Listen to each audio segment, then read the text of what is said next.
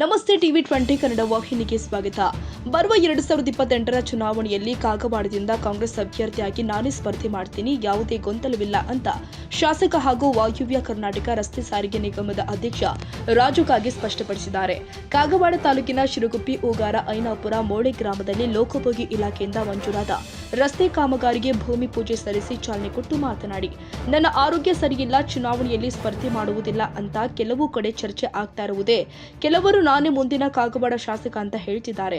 ಈ ವಿಷಯ ನನ್ನ ಗಮನಕ್ಕೆ ಬಂದಿದೆ. ನನಗೆ ಆರೋಗ್ಯ ಸರಿಯಿಲ್ಲ ಅಂತ ಹೇಳ್ತಿದ್ದಾರೆ. ನಾನು ಸಂಪೂರ್ಣ ಫಿಟ್ ಆಗಿದ್ದೀನಿ. ನನಗೆ ಈಗ ಸ್ವಲ್ಪ ಕಾಲು ನೋವು ಇದೆ. ನಾನು ಚುನಾವಣೆಯಲ್ಲಿ ಸ್ಪರ್ಧೆ ಮಾಡುವುದು ಖಚಿತ. ಆರೋಗ್ಯ ಸರಿ ಇಲ್ಲ ಅಂದ್ರೆ ನನಗೆ ಏನಾಗಿದೆ? ಕ್ಯಾನ್ಸರ್ ಆಗಿದೆಯಾ?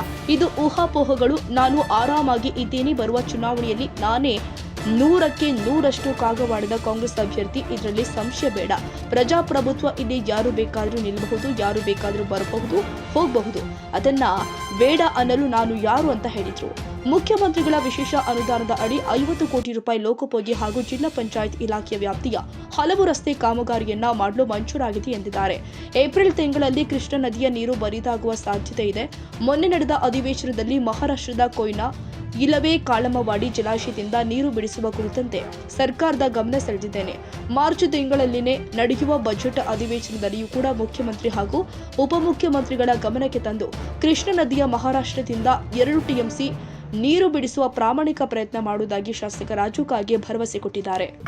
37 ಕೋಟಿ ರೂಪಾಯಿದ PWD ರಸ್ತೆಗಳನ್ನ ಈಗಾಗಲೇ ಇವತ್ತಿನ ದಿವಸ 5-6 ರಸ್ತೆಗಳನ್ನು, ನಾಳೆ ಒಂದು 5-6 ರಸ್ತೆಗಳನ್ನು ಪೂಜೆಯನ್ನು ಮಾಡ್ತಾ ಇದ್ದೇವೆ.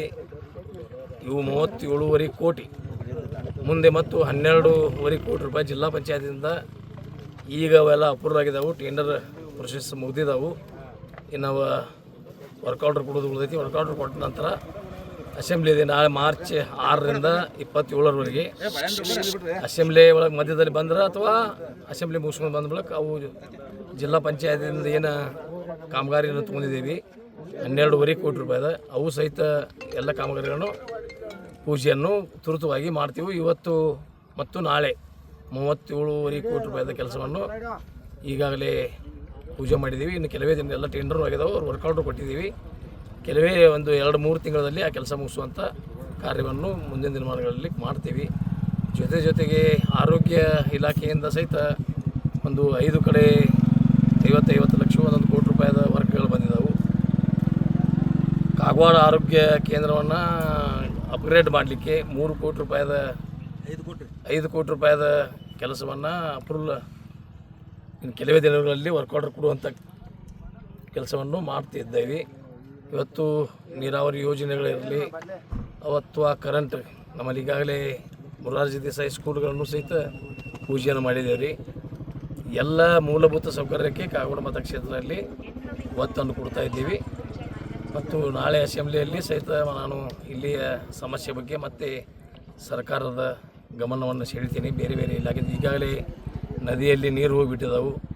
ಈಗ ಮಹಾರಾಷ್ಟ್ರದಿಂದ ನೀರನ್ನು ಬಿಡಿಸ್ಕೊಂಡು 2 TMC ಕೊಯ್ನಾ ಡ್ಯಾಮ್ನಿಂದ 2 TMC ನೀರು ಬಿಡಿಸುವಂಥ ಈಗಾಗಲೇ ಪ್ರಸ್ತಾವನೆ ನಾನು ಮೊನ್ನೆ ಅಸೆಂಬ್ಲಿಯಲ್ಲಿ ಮಾತಾಡಿದ್ದೀನಿ.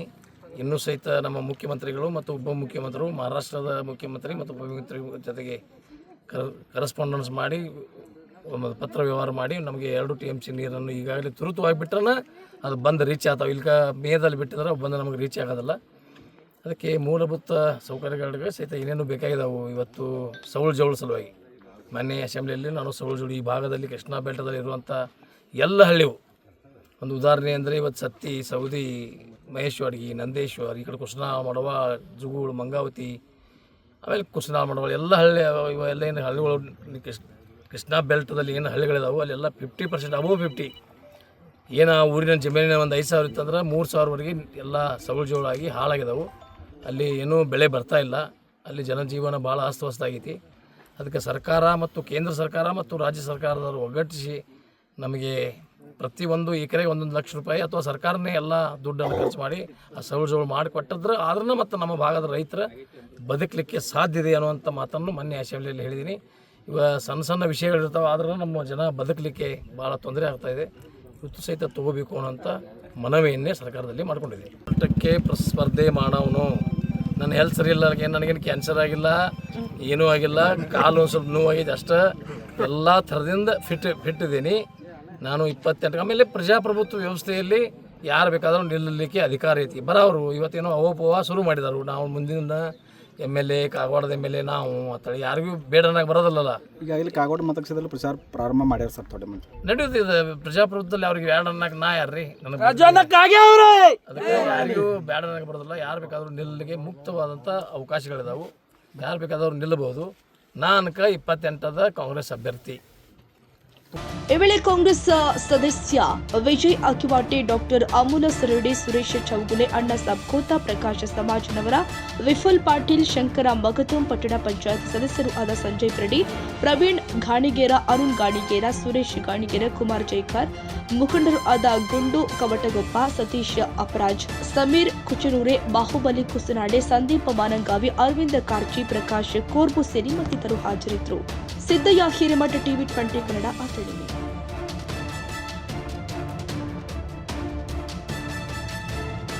ಕನ್ನಡಿಗರ ಮೆಚ್ಚಿನ ನಿಮ್ಮ TV20 ಕನ್ನಡ ವಾಹಿನಿ ಇದೀಗ ಟಿವಿಯಲ್ಲಿ ಲಭ್ಯ. ಕರ್ನಾಟಕ ಮತ್ತು ದೇಶ ವಿದೇಶದ 360 ಡಿಗ್ರಿ ಸುದ್ದಿ ವಿವರವನ್ನ ಪಡೆಯುವುದಕ್ಕೆ TV20 ವಾಹಿನಿಯನ್ನು ಲೈಕ್ ಮಾಡಿ, ವಿಡಿಯೋಗಳನ್ನು ಶೇರ್ ಮಾಡಿ, ಕಮೆಂಟ್ ಮಾಡಿ, ಸಬ್ಸ್ಕ್ರೈಬ್ ಮಾಡಿ. HCN ಕೇಬಲ್ 842 ನಂಬರ್ನಲ್ಲಿ ಹುಕ್ಕೇರಿ ತಾಲೂಕು ಹಾಗೂ ಸಂಕೇಶ್ವರದ ಸುತ್ತಮುತ್ತಲಿನ ಹಳ್ಳಿಗಳಲ್ಲಿ ಲಭ್ಯ. PCN ಕೇಬಲ್ 129 ನಂಬರ್ನಲ್ಲಿ ಹಾರುಗೆರೆ ಸುತ್ತಮುತ್ತಲಿನ ಹಳ್ಳಿಗಳಲ್ಲಿ ಲಭ್ಯ. ರಾಯಬಾಗ್ ಡಿಜಿಟಲ್ ಚಾನೆಲ್ ಕೇಬಲ್ 80ನೇ ನಂಬರ್ನಲ್ಲಿ ರಾಯಬಾಗ ತಾಲೂಕಿನ ಸುತ್ತಮುತ್ತಲಿನ ಹಳ್ಳಿಗಳಲ್ಲಿ ಲಭ್ಯ. UDCN ಕೇಬಲ್ ನೆಟ್ವರ್ಕ್ ಉಗಾರ ಸುತ್ತಮುತ್ತಲಿನ ಹಳ್ಳಿಗಳಲ್ಲಿ ನಿಮ್ಮ TV20 ಕನ್ನಡ ವಾಹಿನಿಯೂ ಲಭ್ಯ.